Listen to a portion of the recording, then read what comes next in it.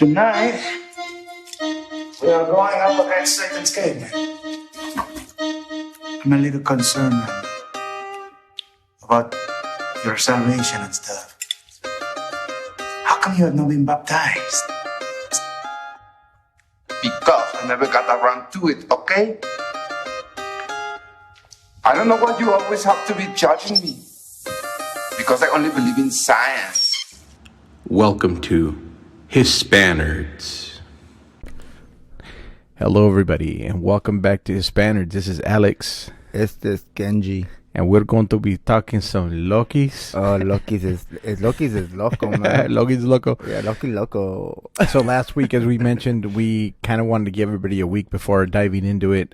So if you still haven't seen the show, that's on you, number one. 100% you. And two, you can put us on pause, go watch it, and then come back and listen to any and all spoilers that we give. We're going to give general impressions, and then we're going to give deep dive, detailed information about the show, some Easter eggs, things that either we noticed or things that we took from online. For example, I went online, and the best, most comprehensive list that I found was from actually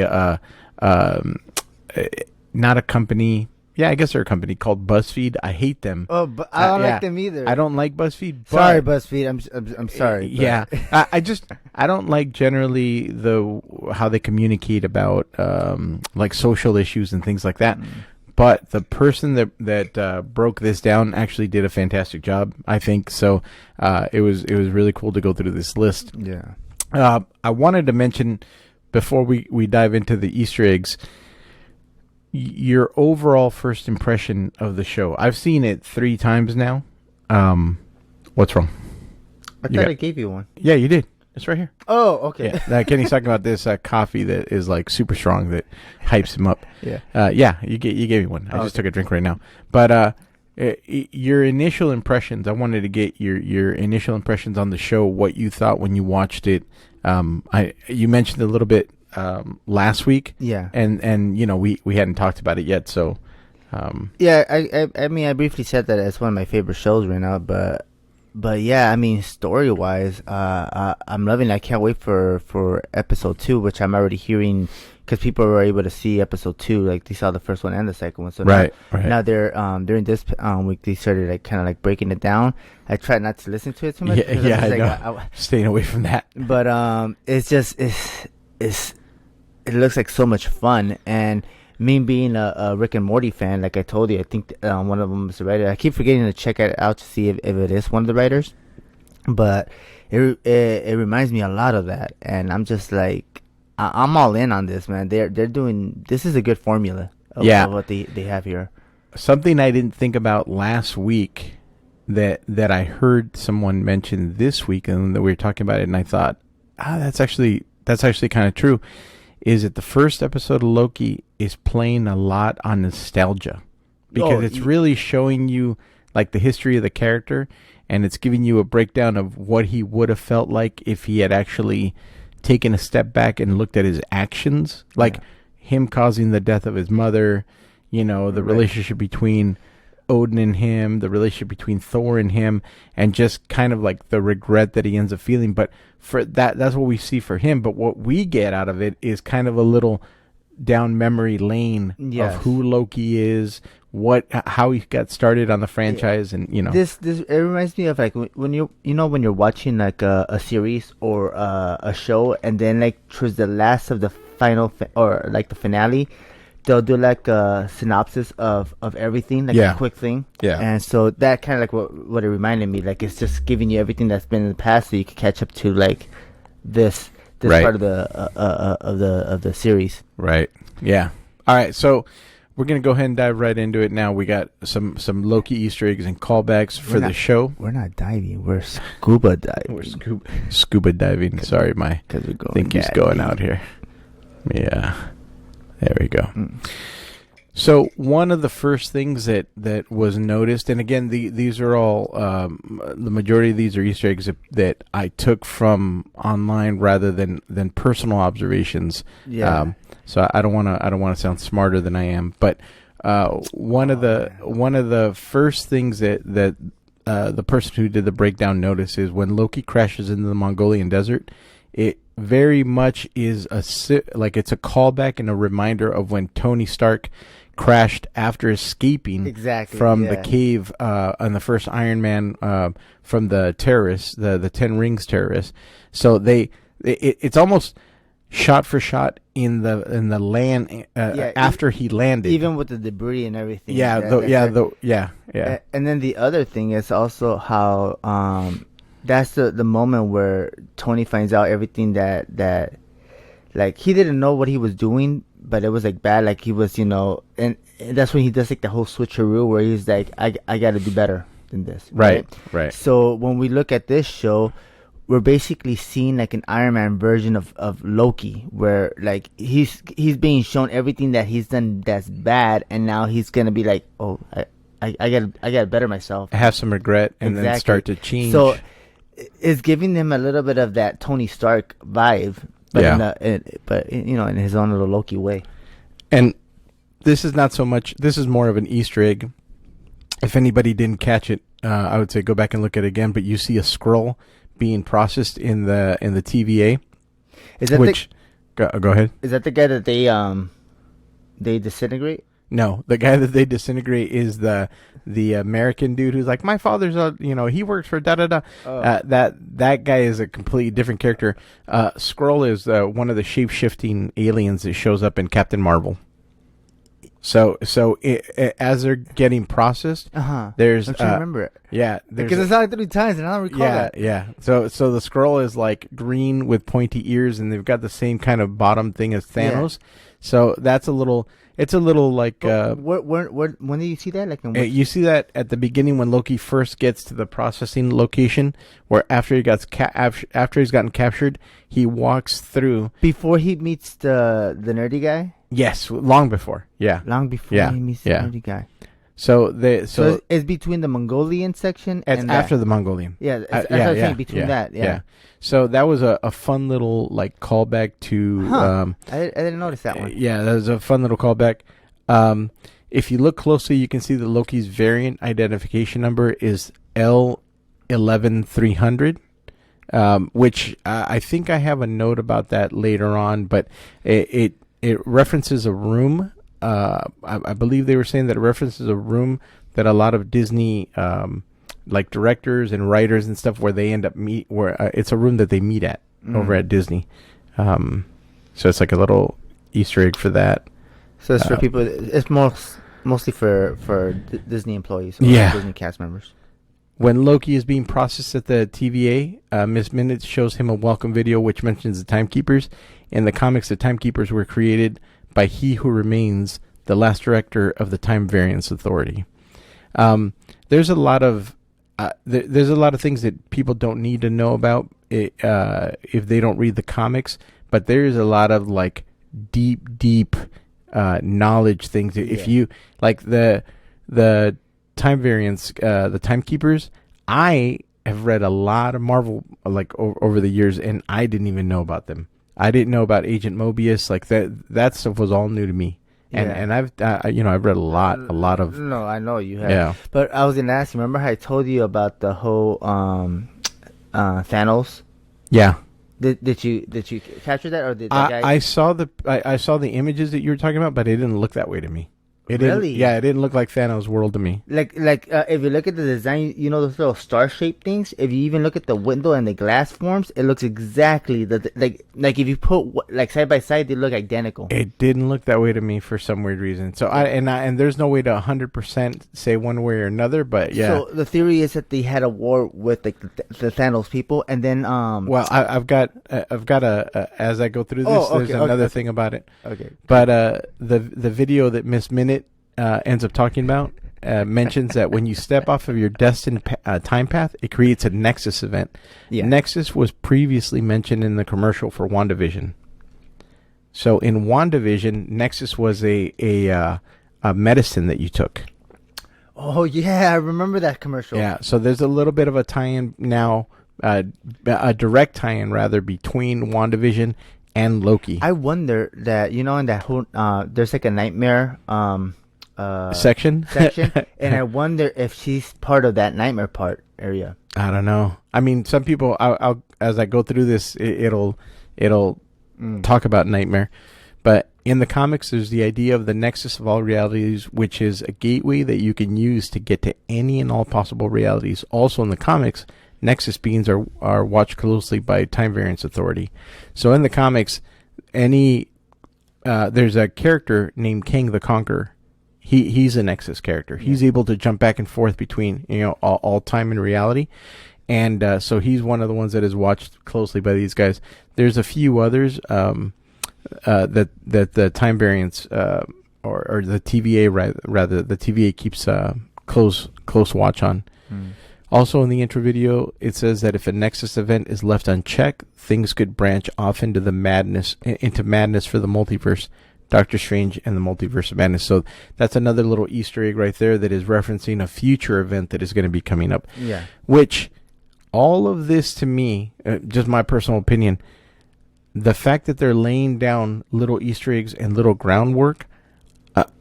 So 10 years ago, the last 10 years, the big event was Thanos. Right. That was the big event. At the end of 10 years, boom, you got this. I'm wondering if the big event for the next 10 years. Pause it. I think it might be, from what I've heard and people are speculating, his sister. I don't think so at all. I don't think that they would go back to because she has like the time power, like she's able to control time. I don't think they're going to focus it on a single individual. My personal opinion is I think that the next big bad guy is going to be a multiverse time war, and it's going to take the new Avengers. They're going to have to stop. And here's the reason that I say that: the fact that they're bringing in Namor. And the fact that they're bringing in the Fantastic Four, and that Wakanda is going to be playing a bigger role in the comic books. There's an event called the Convergence, and in that event, it's the Fantastic Four, the X-Men, Captain America, like all those. They're trying to stop the multiverse. Is like the multiverse is falling apart, and Earths keep invading each other. Oh, and also to tie it in with this. Did you see the little teaser for Spider-Man No Way Home? No, I didn't know there was a teaser. So Sony put out a tiny little, not a teaser like a not a trailer. They put out the No Way Home logo. Oh, yeah, I saw that. Okay. But did you see what the logo did? I didn't pay too much attention because it was a logo. It glitched the same way that Spider-Man Into the Spider-Verse glitches. I wonder. Do you understand what I'm saying? Do you understand what I'm saying? Oh, that's not an accident.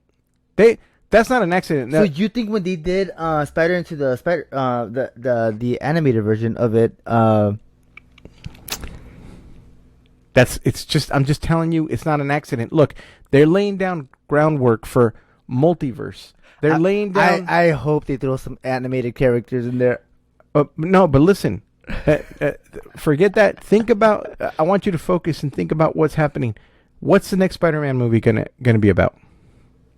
Well, he basically, all the spider people are gonna come. Where are the spider people coming from? The Spider-Verse from the multiple dimensions. Right. Yeah. What's happening in Loki right now? That's the same thing right now.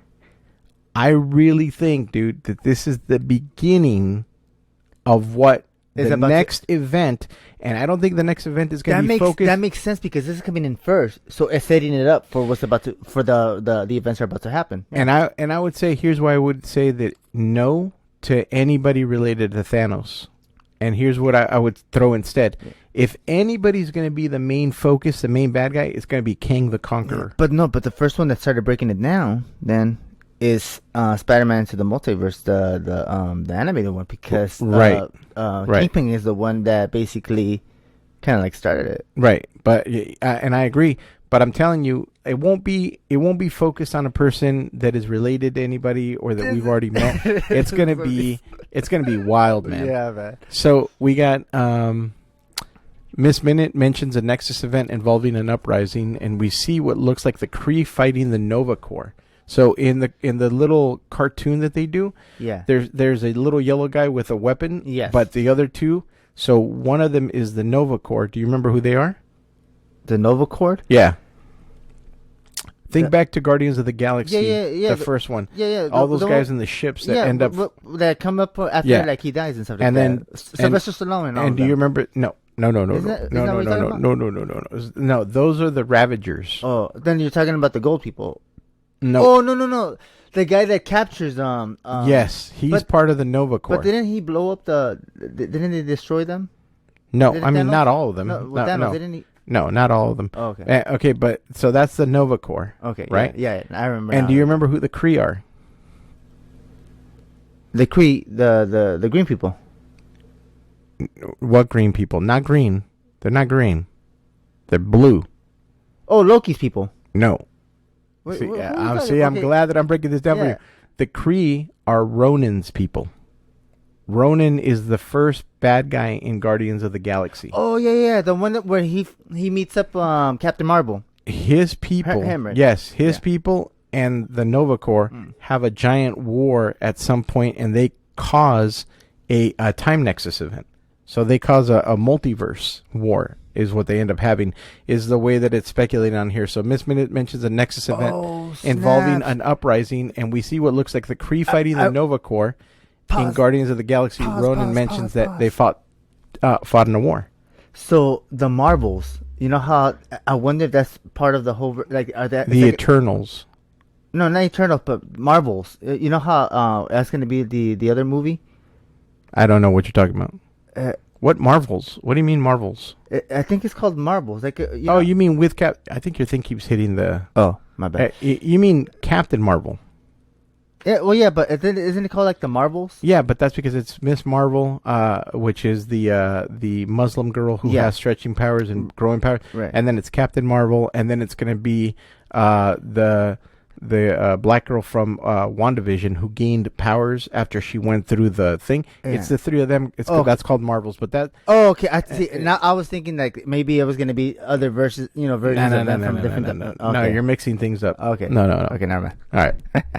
Mobius is handed a pack of kablooey gum. I have no idea what it means, and I could be reaching, but the face on it, I think, represents Loki's true form, which is his blue color. Yeah. That's what I think. Other people thought it was this this character in Marvel Comics called Nightmare, that is part of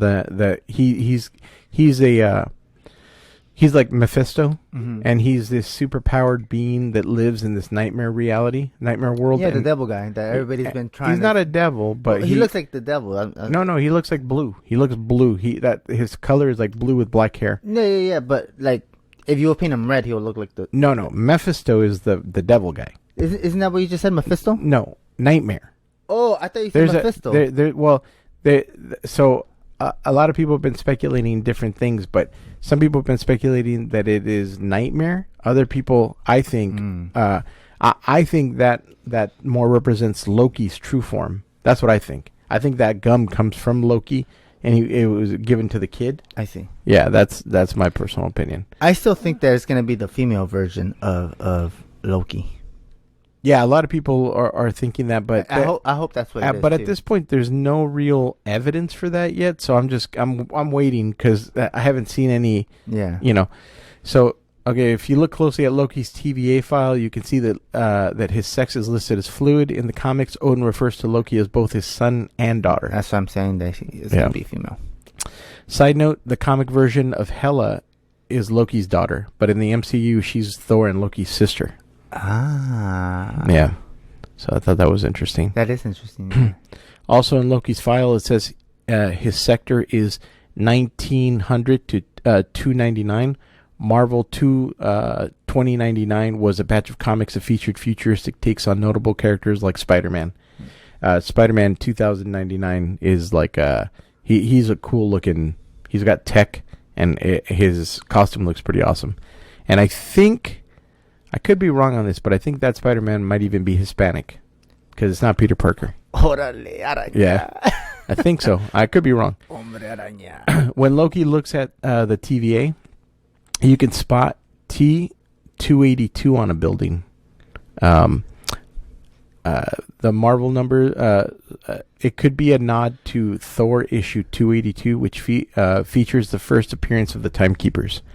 So, the spot that Loki's looking at could be a little Easter egg referencing the Timekeepers' first appearance in comic books. Mobius uses a hollow projector, uses hollow projector 35 to show Loki his greatest hits. The number could reference the Marvel comic Journey into Mystery issue 35, which follows a man who is transported through time. This comic series eventually laid the groundwork for the Mighty Thor comics. So that could be a little reference to that. Do you remember that comic book? No, not at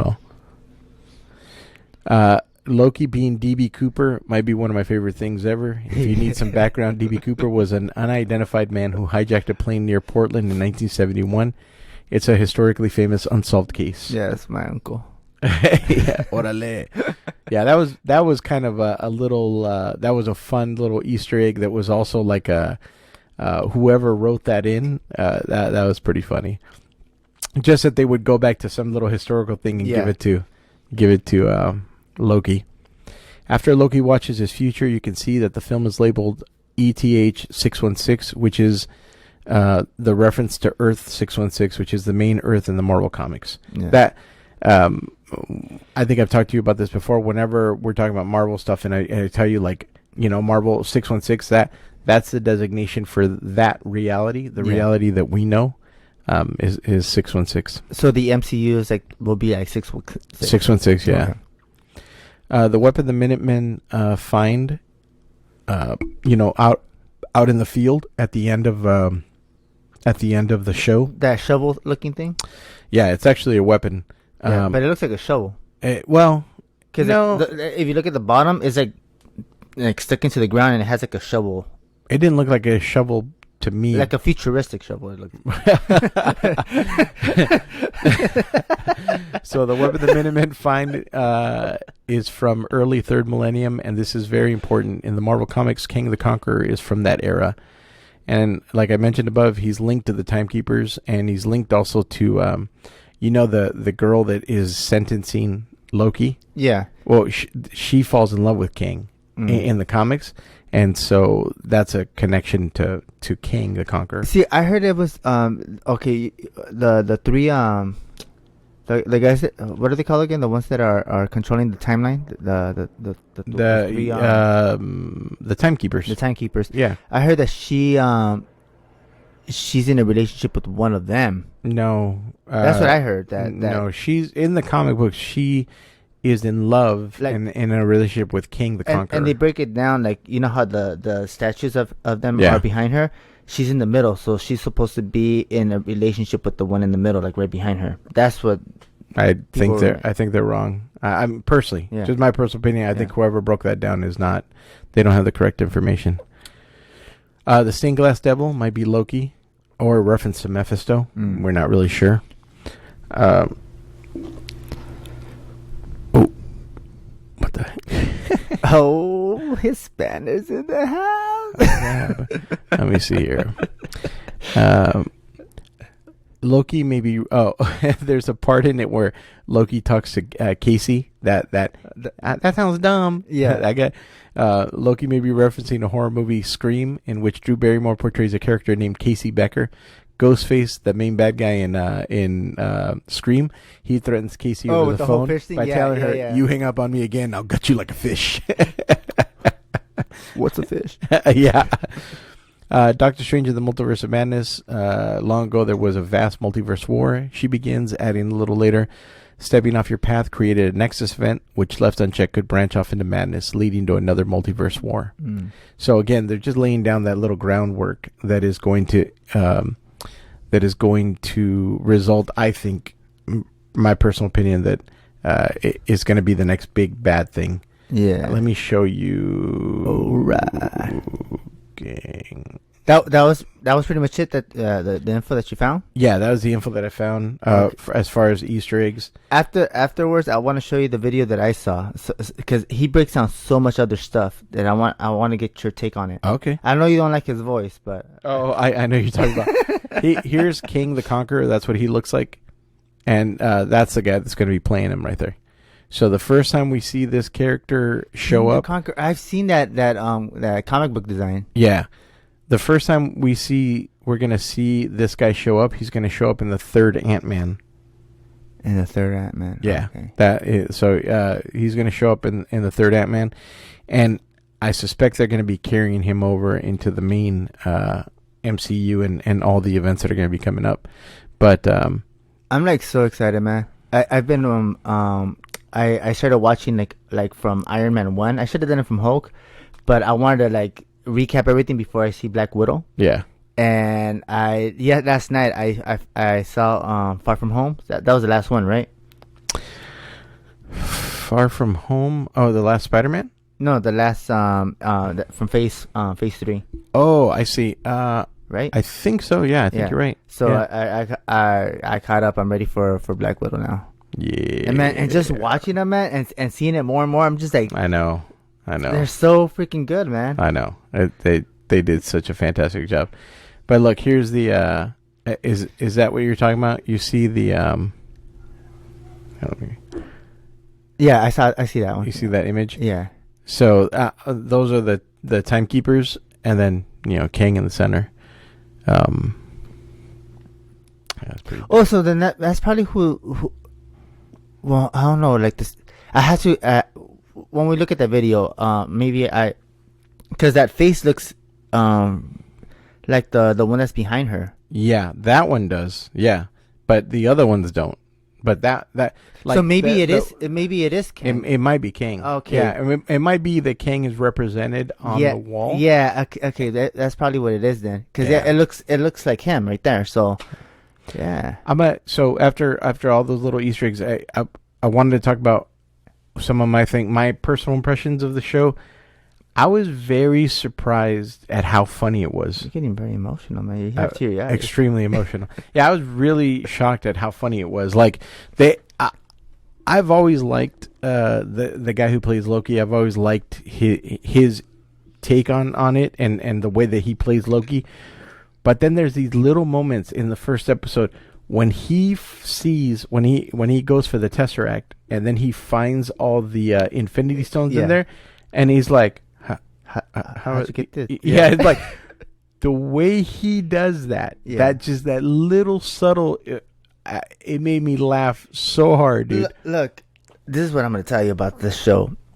There's so much dialogue in it. Oh yeah, where they're talking about it, and I was very immersed in it. Like I like that. Yeah. Like yeah. I didn't need like an action pack or anything like that. I'm just yeah. And I mean, there was enough things that were going on to keep that part of your interest. If you're interested in action, there was enough different little things going on that was like suspenseful and made you like. I mean, even at the beginning of the show where we see him get hit by the baton, and he goes into 1/16th speed, and you like see his, like that was a fun, expensive looking little moment, right? And then you always are getting like the promise of something happening, but then they always pull back. But the other thing that I really enjoyed is just Luke Wilson's performance of how when he's having a conversation with Loki, and something switches over just a little bit, where at the beginning, Luke Wilson's character is very assured, he's not afraid of Loki. He's very, everything's fine. Right. But then when Loki escapes, he's like, am I gonna? What was it? Mischievous scamp. Yeah. But he's like, am I gonna have to ice this guy? It took me the third time watching it to actually catch Loki when he actually grabs it. Like, when he grabs that out of his pocket. Yeah, because I didn't, and then he puts it in his pocket. I never caught that in the beginning. Yeah. Then like on the third, I'm like, oh, dude, he's smooth, man. That was quick. But it also made me wonder: was that okay? There's so much weird 3-dimensional chess being played, because when I saw that, I thought, is that Mobius letting him do that on purpose, so that Loki can get away, so that he can come to the conclusion that he ends up coming to in his mind? Because by the end, Loki's like, he's like, all right, what can I do? What can I do now to help? Because he knows he's not getting out of there. So it almost felt you're talking about like Moby is letting him do letting him take it. Yeah. No, because even his response on it, like he was just like he would have had like more of a smirk, like. Well, he kind of did. He's like, he mischievous scamp. No, I think that's just his persona. Maybe, I don't know. For me, it's still for me with this show. It's very much like WandaVision, where everything is up in the air and anything could be anything at this point right now. Yeah. Even the idea of like, is at the end, did we see Lady Loki? If it happens, I'm like. Of course. Yeah. If it doesn't, it's either. Even if it doesn't happen, it's still of course. Yeah. It's like no matter what, it's gonna be good. It's whatever gets thrown our way when it comes to the little. So here's another take. So the timekeepers or right? Yeah. They are the ones that allow certain things to happen. They're like, okay, because you know how he was talking about how the Avengers are the ones that did it, and she was like, they were supposed to do that. You weren't supposed to escape. Right. So I have a theory on that. Go ahead. So what's the name? When Thanos, he basically goes into the future, breaking that thing, and they allowed that, right? So, do they have like certain like let's say Thanos is left wing and the other people are right wing. Are the timekeepers more left wing Thanos or? No, my reason why I'm bringing in his sister because like my personal opinion on that, or my take on that, is that the timekeepers generally stay out of everybody's life. They only step in when reality is about to branch off. When reality is in danger of being branched off, that's when they step in, and because you hear the language that they use is like gardening. Mm-hmm. They talk about pruning. Yeah, like we have to prune this timeline. Right. The way that they even talk about when they're gonna reset, reset timeline, and then they're gonna prune Loki. They're gonna take him out. So I think the timekeepers, at least in the language that they're using, they're more like gardeners. They're like gardeners of time, and so they're maintaining. They're doing maintenance. Yeah, so it's like time is a tree, and if they see a dead timeline, they cut it off. If they see something branching off dangerously, they cut that off. Yeah. But they generally, which makes a lot of sense. Even with the Avengers and with Thanos, they don't step into that because the Avengers, number one, always had a plan to correct the timeline. Exactly, which is fine. And two, they don't step in with Thanos because even though Thanos jumps into the future, they kill him. The Avengers themselves prune him out. So, but here's the issue. Now there's Gamora that's out, that was supposed to be dead, but now she's out there. The other one is Steve Rogers. He went back in time, and now he's staying there. Are they fine with him being back there? Because now there's two of them. Well, again, I think that's how you get the next event that's coming up. Yeah. Now more than ever, I would not be surprised if Captain America, if Chris Evans, if he shows up, if they do a new contract for him, and I would not be shocked if you see him 4 movies from now, and all of a sudden who he is back because he did something. He did a variance. He did a no-no. Yeah, he did a no-no. And again, Gamora is another one. And what's her face shooting herself is another one. Yes, 100%. Breaks the timeline. Yeah. What's her name? Her sister, right? That's what you're talking about. Yeah. Oh my gosh! I literally just watched these like a few days ago. Anyway, the blue meanie. Yeah, the cyborg sister. Yes, robotics. Yeah, but it'll come to me. My wife and I were watching a movie. We were watching Blade Runner. Oh, Blade Runner. And the whole time she's like, "What's that character? What's that actor's name?" the whole time I could not remember it. And I said, you know what? It's going to come back to me before the end of the movie. And right before the end of the movie, I'm like, Ryan Gosling. Oh. By the way, highly recommend. I texted you, but I highly recommend. Yeah, you did text me something It about. is gorgeous, man. And What is it called again? It's called Blade Runner 2049. So it's a continuation of the original Blade Runner with Arnold Schwarzenegger. No, Harrison Ford. Doesn't Not Arnold at all. Schwarzenegger have a movie called Blade Runner? No. Or something Runner? No, he does have a movie called Runner, but it's not Blade Runner. I thought it had Blade in it for some reason. No. The Arnold movie is called. You know which one I'm talking about, right? Yeah. It's basically he has to win this game. Yeah. It's based on a Stephen King book. Okay. But no, Blade Runner is. I would recommend actually watch the first original one, yeah, before you watch. Because I'm pretty sure I've seen it, but I just can't remember it. Yeah, watch it before you watch the second one. But it's a beautiful continuation. The artist, the director who directed it's just all art, man. It's incredibly beautiful. Now, there's definitely problems with the movie. There's a piece of a storyline that doesn't really go anywhere. Yeah. But overall, beautiful movie. Beautiful movie. Really well done. Sounds good. Yeah, it's gorgeous. But anyway, that's our Loki breakdown. A beautiful show, really amazing beginning to what I think is going to be a fantastic series, and I think it's only six. Yeah, I think it's only six episodes. So, my honest opinion is, like I liked Wanda, and I liked Falcon and the Winter Soldier, but for some reason I see myself just rewatching it 3 times already. I could keep rewatching that over and over and over. Oh, yeah. Compared to the other ones. The other ones, I'm like, I could go back and watch them, but I'd rather watch them with somebody else.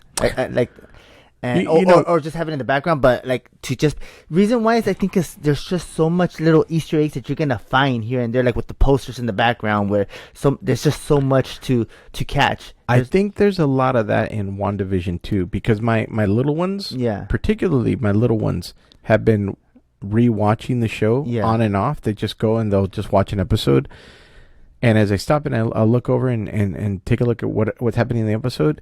There's little. I wish we'd broken down each one of those with all the Easter eggs, because I think it would have been even more meaningful.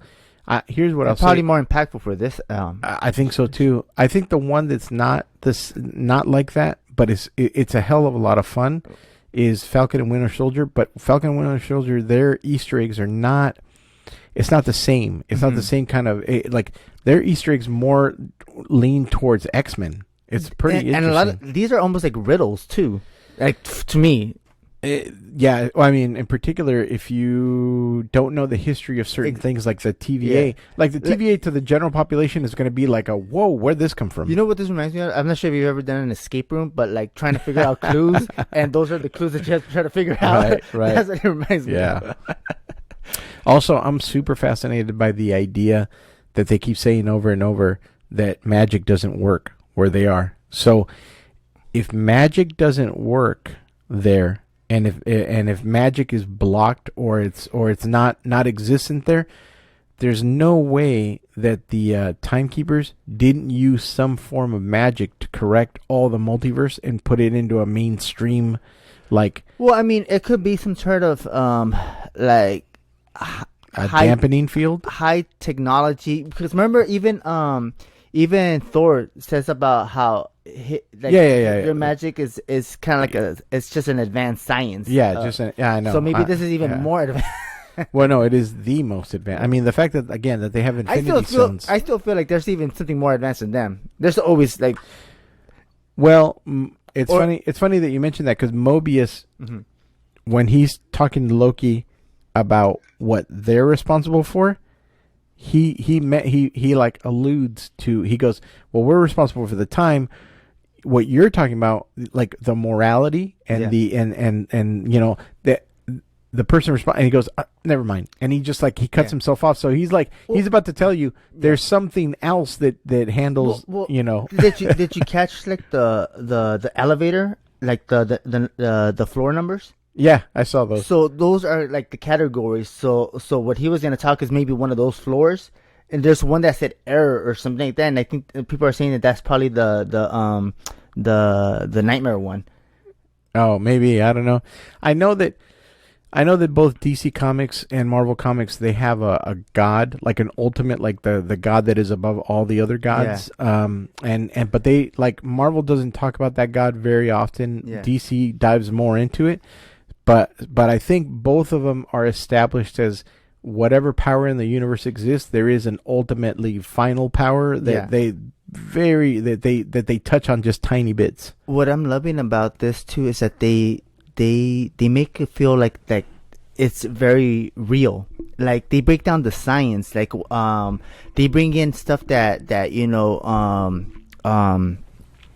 what's his name, Einstein did, or like when they talk about relativity and all that stuff. Oh, right. They break it down here as well. Like the whole Mobius thing. Yeah. Like the one that broke it down first with the Mobius was Tony Stark when he creates the Mobius.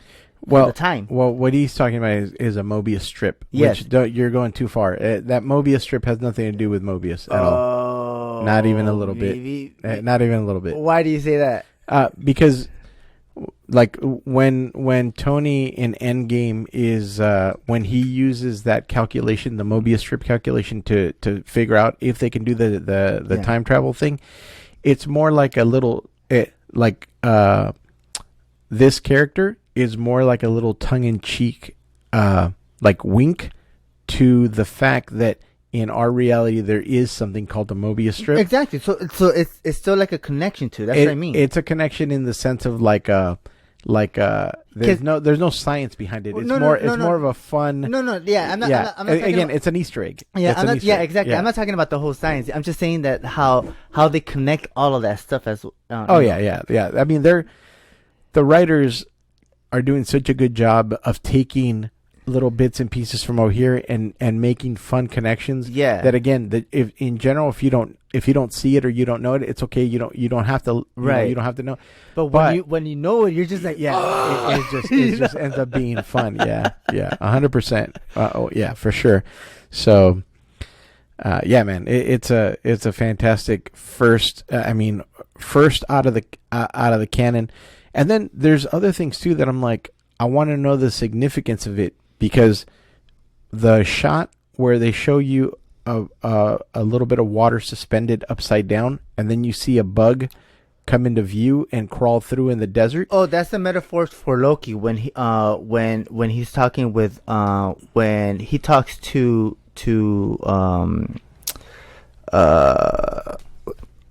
Nick Fury about being an ant and stepping on him on the boot, and then he refers it again later on when he's captured in the yeah, spaceship. I remember that, but there's no way anybody would be able to make that connection. I feel like that's a stretch.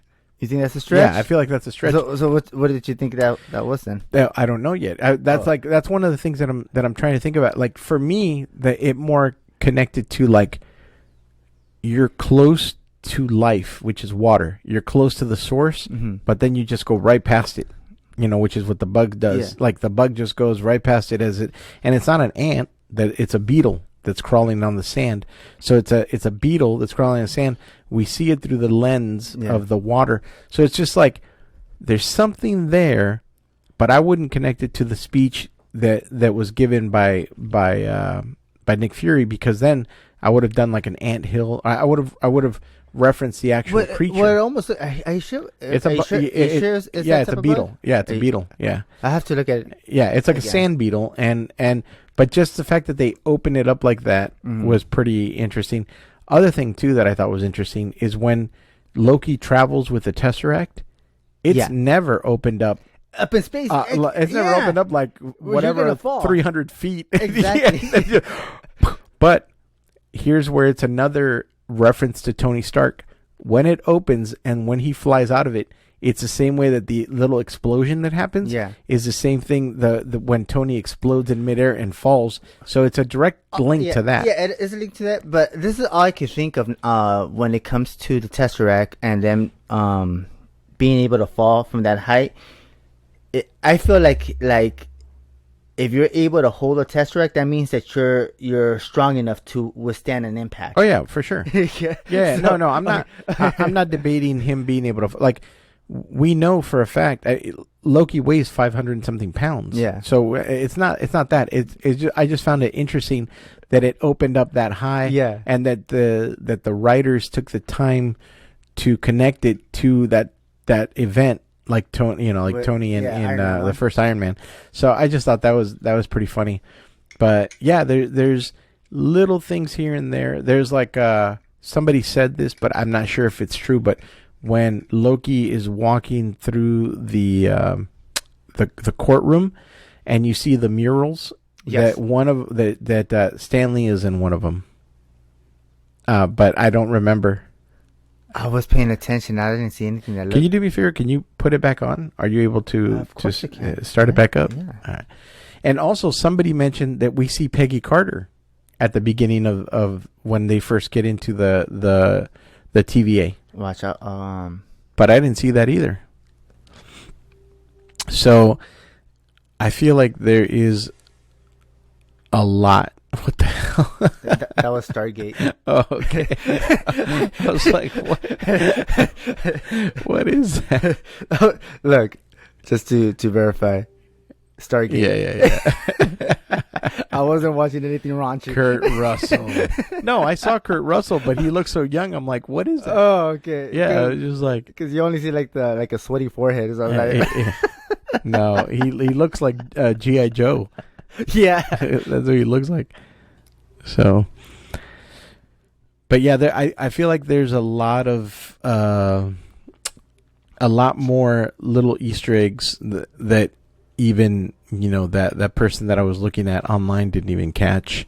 But I'm surprised that you didn't catch the scroll one. That was pretty fascinating. I didn't catch that one. That's what trips me out. Look, I accidentally put this one under Star Wars Universe. That's funny. Yeah, I was like looking for it. Why can't I find it? That's hilarious. Oh man. Yeah, go back to near the beginning, not all the way, but go back to oh dude, that was so funny when he's like, how many people don't know that they're robots? Am I a robot and I just don't know it?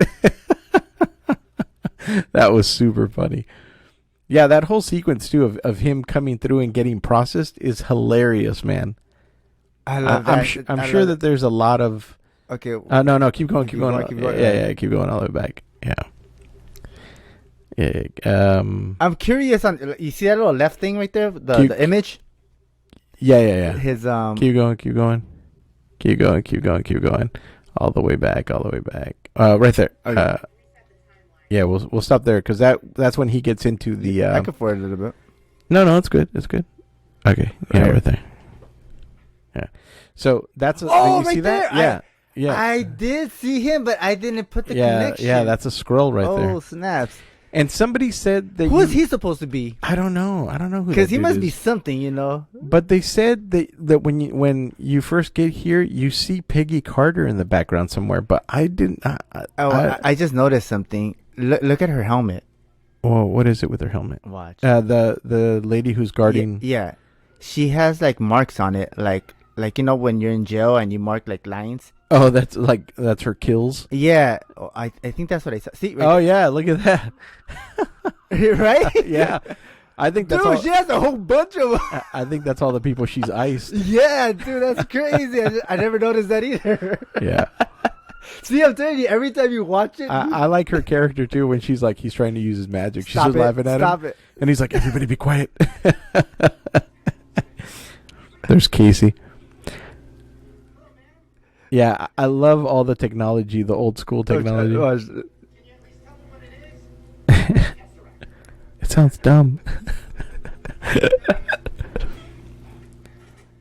I would kill to get a prop from this show. Oh my gosh, yeah. It would be so awesome. I don't know why that prop right there, that robotic thing. Yeah.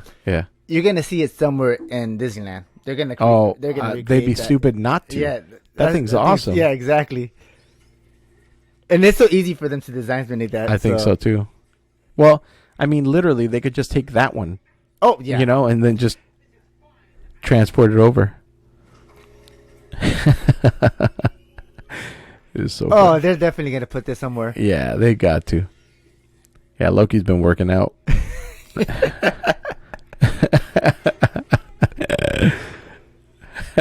This part with the cat, I don't get. Yeah, even the cup. Yeah. But I don't understand, like, the way the cat reacts to him is pretty funny.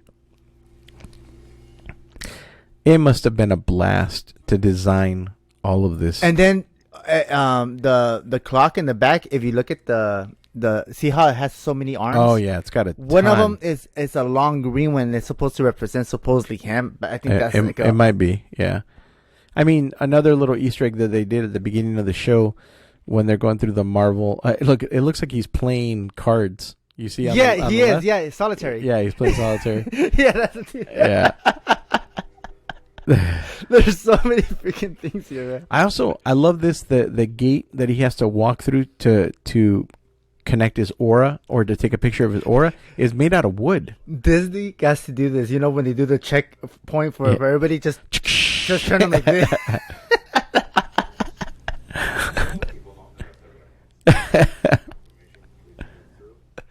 Also, the little pin that he's got, the little TVA pin. Yeah. The guy that's processing him, you know, those would be good, would be popular. That's so funny. Dude, man, he's such a freaking good actor, man. He's fantastic. Warning.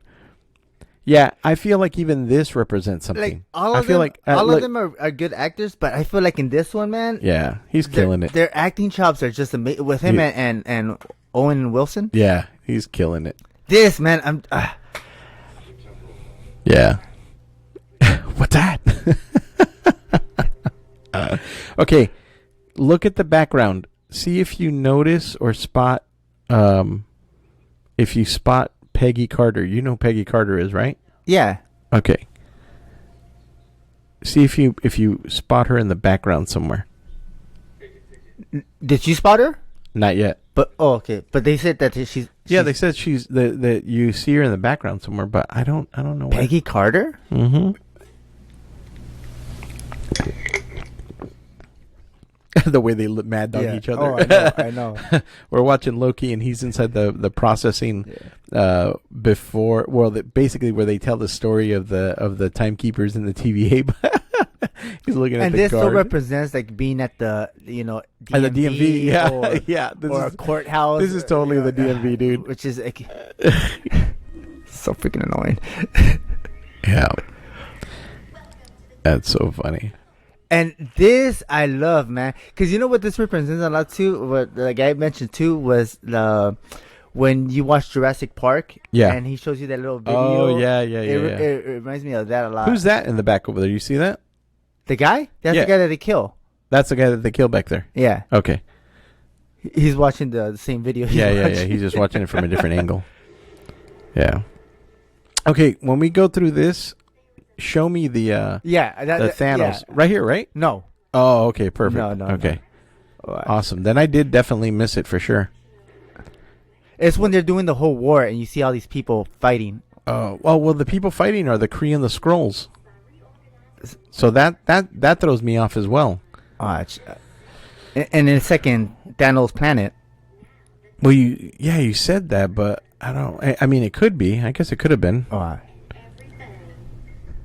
All right, we're watching damn, it's just this man. I feel like I feel so good just watching this. I know. I love It gives me- the artwork's fun. It gives me right there. See, look at the back. That's those star thingies. I think that's a stretch. No man. I really feel like that's a stretch. Now, again, it could be, but so the people on the right, those are the Nova Corps. The people on the left are the Kree, and so see that because when you look at it side by side with the other ones, they look very identical. I hear what you're saying. I hear what you're saying, but I don't know if I buy it. Not sure. A Nexus event. I love her voice. I know. I think she's. I think the actress's name who does this. Her name is Tara Strong. I think she's kind of well known for doing My Little Pony voices. She's a voice actress. That's pretty funny. Also, I think it's pretty interesting that all of the workers look human. Yeah. Even though they're not, you know. There we go. So now we're seeing him. Oh, okay, that's right. Yeah, that's where they cut them out of they prune them out of the reality, but they set them back in. It's interesting. They let them continue on their predestined path. Yeah, but yet they cut the variant off.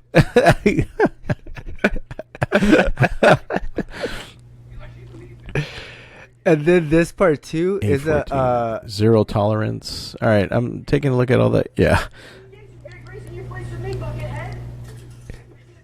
So you know when he's looking for the ticket.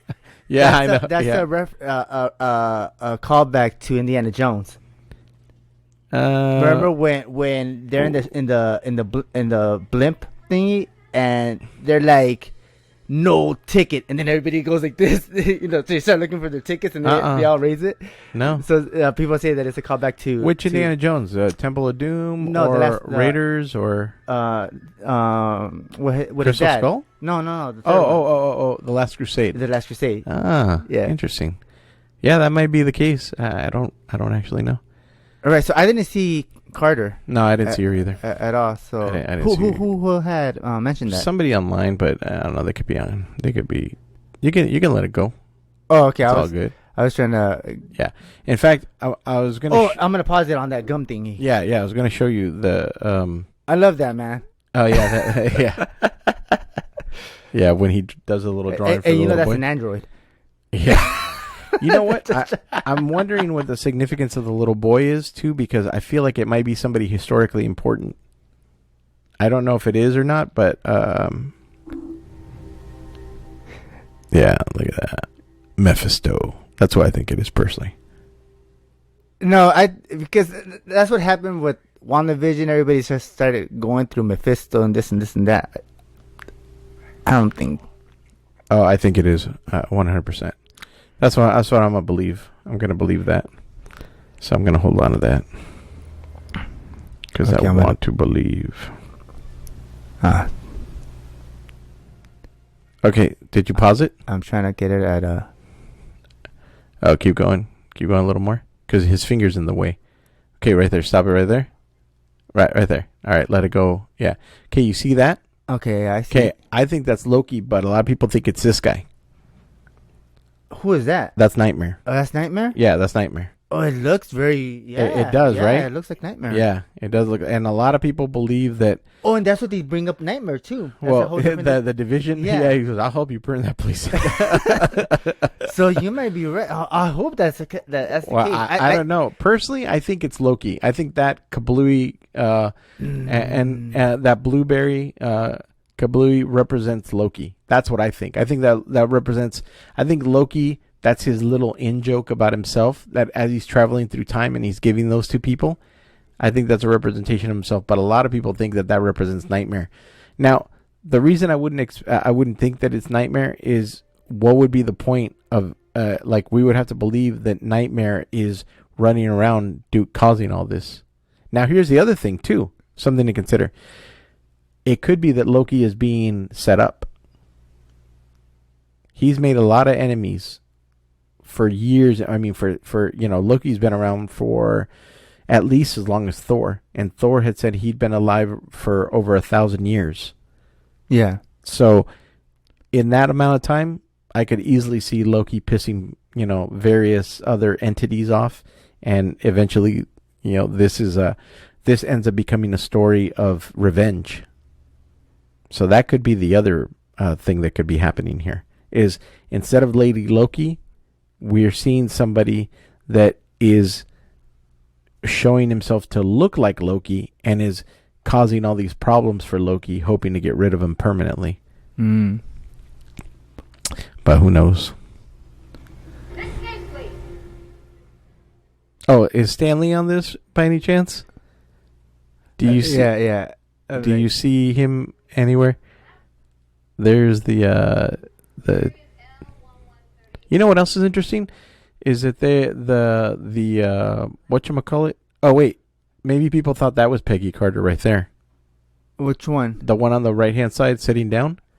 No, that's not. I know. Wait, scoot it back a little bit.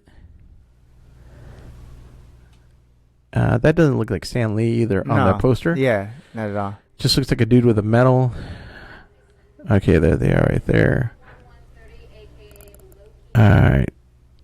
Let me see. No, I agree. That's definitely not Sharon Carter. Or Peggy Carter, rather. Not Sharon, Peggy. Although I do have to... yeah, see, it looks like him. That could be King the Conqueror behind her. Okay, yeah. So that makes sense that he said that was his girl. Yeah. Possibly. I'm not 100... And it also, the way that they look, the way that those statues are depicted, or it's crazy. Like, looks really creepy. Such a great dialogue. Yeah. I like her. It's so funny. Sorry, folks, that we're sitting here watching Loki and we're trying to find every little detail, but we shouldn't be. Yeah, somebody said, I think that's what they said back there on the left-hand side. Somebody's like, "That's Peggy Carter," but that's not Peggy Carter. You psychos. Although I want to know who the other people are. The dude on the right, and then the other dude on the left, and then the girl. Like, it'd be fascinating to find out who they are. Just random people. Yeah, I think so. I like when he has that conversation with her. He's like, this right here, for some reason I kept on pausing. I'm like, I wonder if they have like the taxi from from Fifth Element. That would have been cool if they would have put it somewhere. Ticket. Oh man, the design on this, man, it's gorgeous. Just like crazy. Yeah. Crazy. Yeah, it's beautiful. Yeah, see, that's what's fascinating too. Is like Loki's like, "Are you kidding? That's all magic right there." And he's like, "Yeah, no, there's no magic here." See that 282 over there? That has significance to something as well. I forgot what it was. Yeah, T282. I think that's the one that they were saying is a reference to Thor, a Thor comic where the Timekeepers first show up. Little Easter eggs. Yeah, that's pretty wild. Yeah, this is crazy. And it's just multi-leveled, multi-layered. And okay, so you know the realms, like the what is it, the 9 realms, or? Yeah, the 9 realms. Yeah. Remember how Thor breaks it down almost like a tree?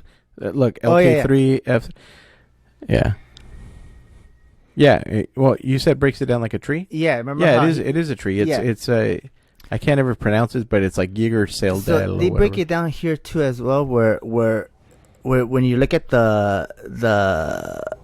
these equations in one of the images, they're giving you clues of where this location is in between the 9 realms. Oh, interesting.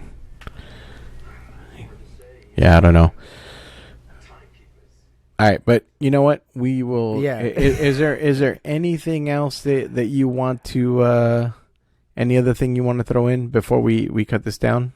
Because I think there's so much I like, but no, we could stop it here now. Yeah. Yeah. So, me personally, for the first episode, definitely 5 sombrero episode. No, I had said 10 sombreros. We're only going up to 5, you psycho. Know, but I'm going higher than that because this is really, really good. Yeah, definitely well acted, well written. Design wise, nostalgic, but a callback. Yeah, really beautiful. Really fun. And then also just seeing Tom Hiddleston like give the range that he does, right, where he actually has remorse and he feels something for his future actions. Yeah, is just awesome. So highly recommend it. It is just another beautiful entry into the whole MCU, Anything else is that's interesting here fantastic. that you might recognize? I know that baseball card right there. Which baseball You, card? you see the card underneath the stones? That is the most expensive baseball card in history. I do know that. Which baseball card? Right there, you see where the stones are? I see the stones. I don't you see see- no. I see a guy like an. Yeah, that's that's- not a baseball card. Yeah, He's it's a like- baseball card. No. Yeah. He looks like a military person. Nah, it's a baseball card. And it's like the most expensive baseball card in history. Who is it? Huh? I could look it up. Hold on. Give me 1 second. That's interesting. Yeah. Okay. But you tell me what else you see. Well, I mean, I see like this coil thing that almost reminds me of Tony Stark when he was creating that the coil thing for his reactor thing for his heart. But I know that's not what that is. Well, it might actually that is actually what it is. Is it? Yeah. Yep. Oh, okay. Yeah, it is. I thought I was stretching that. No. Here's what's inside the drawer. Okay, coiled engine head from Iron Man. Oh, so it okay, cool. TVA tag with evidence. Other words, indecipherable. Woven plate with 80s candy in the shape of an orange and lemon. A handle of something wooden with golden hardware. Another TVA tag under the plate. Red-black coil of some kind. White frame serving as a plate for items. Properly tagged French Medal of Honor with Henry V on it, implying it was taken from the 18 to 1850s. Outside of the frame to the left is a metallic object unidentified. Outside of the frame, what appears to be a purple bracelet, futuristic. Let me see here. Where's the baseball card? Hold on. I'm going through everything. Oh, 5,000 worth of something, gamble chip, a red sack. Oh yeah. Either two separate objects, gun and a medal, or something joined upper left of the white frame. 480 style glass marbles for children. A picture of a soldier. That's what it is. yeah. It's a picture of a soldier. It doesn't look like a card. TVA tag that says lot of early I and in the next line baseball cards. What baseball cards? TVA tag that says lot of early I and in the next line baseball cards. Oh, I don't see that. I see somebody has way better powers at oh, you know what? Okay, you see on the upper right hand side inside of the little tray, there's another card under there. You see where the cross is, and you see that big gemstone. Okay, I see There's another card under there. Oh, Yeah, that little you see red. it? Yeah. Oh, that. That's wild, huh? Oh my gosh, that's ridiculous. That's crazy. Byzantine style metallic cross with jewels on it, most likely to be Orthodox. Magnifying glass with wooden frame, older, various infinity stones, what appears to be a handgun under the white frame, cable of something under the white frame, some white object with Kika words on it. That's about it. I wonder if we'll end up seeing some of these items in further movies or series. Oh, check this out. That's not a photo of a soldier. That's Honoris Wagner baseball card. So that right there. Oh, so it is then. So it's a baseball card, and it's the most expensive baseball card in the earth. Then who's the soldier then? There's no soldier. In the beginning, you read soldier. Yeah, that's what the breakdown was from what I was reading, but somebody corrected that person and said Honoris Wagner. Hold on. Type in Hanoi as well. Is that what you're doing? Yeah. Oh my gosh, man. There's so many freaking Easter eggs. Yeah, look. And they're 100% right. Oh, They're 100% right. snap. That's it. Yeah. So that's the most expensive card? Yeah, it's That's crazy. the Honoris Wagner card sells for $3.75 million. Wow. It's the fifth most expensive card ever. Oh, so look at his shirt. Yeah. I see it. I see that. Yeah. But I think in the beginning, he doesn't have it. No, he doesn't have it. It's Yeah. slowly draining. But yeah, it looks like a soldier because it's an old timey, style. Yeah. What's that in the background? See it? And I think the blotch is green, to Oh, tell you it's the not truth. background. No, it's blue. Is it blue? It Yeah. looks green to me. It's definitely blue. I don't know. This I don't is know, where dog. he's just like, damn, this. Yeah. Is I this thought- the greatest yeah. power in the galaxy? I love Casey. I know, he's just like, He's hilarious. this is just ordinary to us. Yeah, I know. He's like, I've lived behind the desk my whole life. It's like, yeah.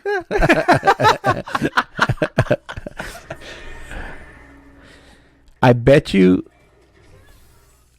Oh, I didn't even notice Wilson was right Yeah, there. yeah, I he didn't came even in for yeah. my second. Yeah, but I bet you even the way that him and Casey were standing right there looking out like that, I bet you there's even significance in that. I bet you that's taken from some movie with two other characters. Yeah, that's awesome. Definitely. All right, Yeah. well, we're going to go ahead and stop it here now. So that's been our breakdown for the first Loki episode. Hopefully we gave you a little bit of information. Again, can't recommend it enough. It's a beautifully written, beautifully acted, and well-designed show, yeah. Costume, concepts, everything. We'll be coming next week with episode 2. This is a book I wouldn't mind getting, The Art of Loki. Oh, 100%. Yeah, this would be great. Yeah, that I would like to. Yeah, to get I that. agree. I agree with you. Yeah, let's make it happen, Marvel. Put that out, please. But guys, thank you so much for going along this ride with us. Thank you for listening. Thank you for subscribing. Thank you for everything. Yes. We will see you next week with Loki episode 2. And until then, eat your vegetables and greens, drink your man. water.